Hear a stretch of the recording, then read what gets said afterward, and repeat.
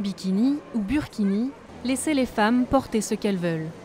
C'est le message de cette manifestation aux allures de beach party organisée devant l'ambassade française de Londres.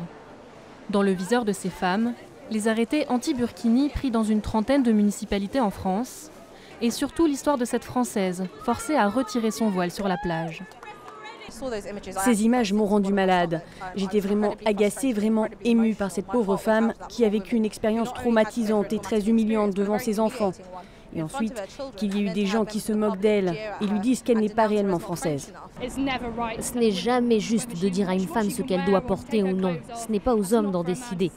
Et en ces temps de montée de l'islamophobie que l'on connaît au Royaume-Uni et en France, ces images sont encore plus horribles.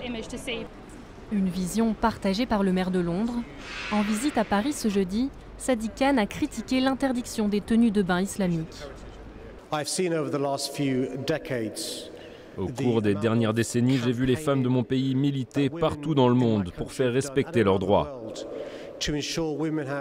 Leur droit de choisir leurs études, de choisir leur métier, leur droit de disposer de leur corps.